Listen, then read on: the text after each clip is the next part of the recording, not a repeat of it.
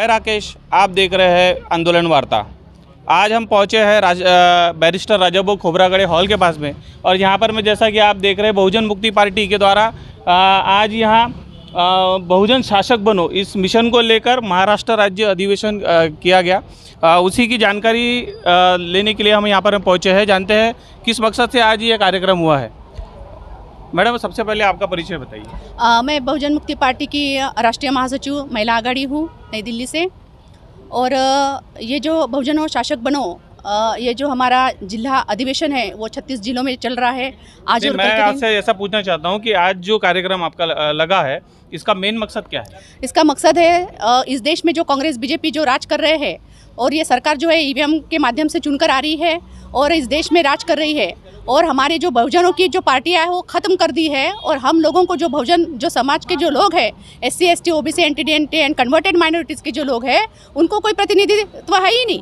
और ये ख़त्म करने का कार्यक्रम जो है वो शासक जाति जी इस देश में काम कर रही है। तो हमने 2003 से लेके जो 4 और 9 में इन लोगों ने घोटाला किया, और तभी ये कांग्रेस ने प्लान बनाकर ईवीएम में घोटाला कर उन्होंने जीती। और 2014 और 19 में जो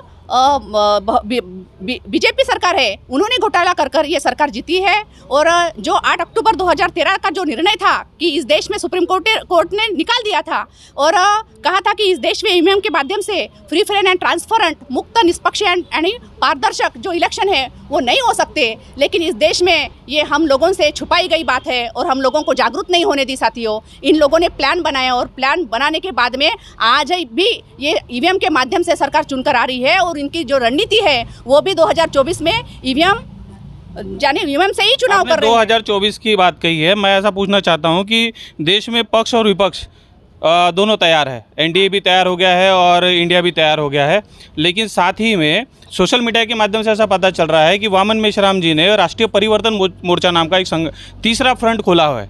तो उसमें जो आपका बीएमपी पार्टी है, बहुजन मुक्ति पार्टी, इसका क्या रोल रहेगा बताइए।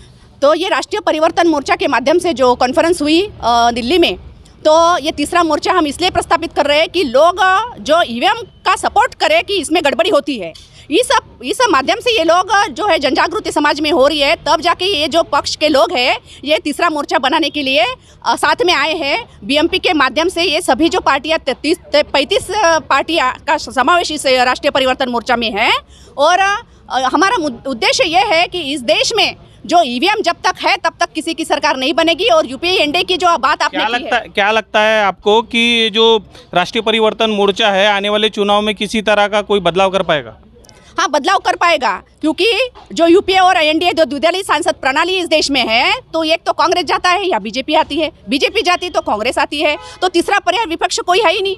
और इसलिए जब तक विपक्ष कोई पार्टी सामने नहीं आती तब तक तीसरा जो पर्याय हम ढूंढने का काम कर रहे हैं वो इस देश में व्यवस्था परिवर्तन जो हम करना चाहते हैं। इस देश में हमारे महापुरुषों ने कहा है कि न्याय, स्वतंत्र, समता और बंधुत्व के आधार पर समाज रचना निर्माण होनी चाहिए इस देश में।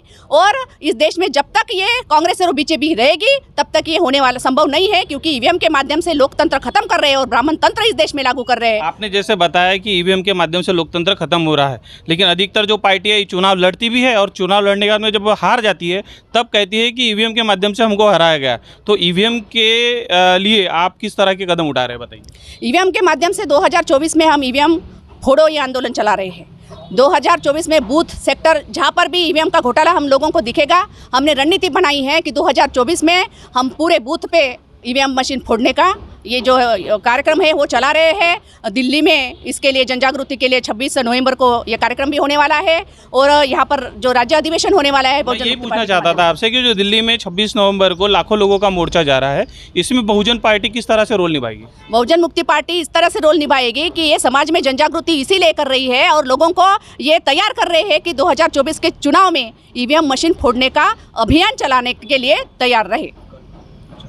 तो जैसा साथियों आपने देखा कि बहुजन मुक्ति पार्टी ये जो संगठन है और बामसेब के द्वारा जो 90 अलग अलग संगठनाएं बनाई गई थी उसमें से एक बड़ा संगठन, एक राजनीतिक संगठन और भारत के जो मूल निवासी बहुजन समाज है उनके हक अधिकारों को वापस लाने के लिए। और जैसा कि बाबा साहब ने कहा था, आप लोगों को इस देश का हुक्मरान बनना है, जाओ अपने घर के दीवारों पर लिख दो। उसी बात को लेकर आज बहुजन मुक्ति पार्टी मोर्चा खोल के खड़ी है और राष्ट्रीय परिवर्तन मोर्चा का नेतृत्व करते हुए इस देश में जो ईवीएम मशीन के द्वारा लोकतंत्र को ख़त्म किया जा रहा है, उस ईवीएम मशीन को तोड़ने का काम भी बहुजन मुक्ति पार्टी और उनके कार्यकर्ता करेंगे, ऐसा इनके द्वारा कहा जा रहा है। तो आने वाला वक्त ही बताएगा कि किस तरह से इस देश में फिर से लोकतंत्र को बहाल किया जाएगा। इस देश के मूल निवासी बहुजनों को उसका हिस्सा जो है, वो जो अभी तक राजनीति में या सामाजिक क्षेत्र में नहीं मिला, उसको मिलाने के लिए किस तरह से बहुजन मुक्ति पार्टी काम करती है, ये आने वाला वक्त बताएगा। मैं राकेश गजबी, कैमरामैन सनी सहारे के साथ में।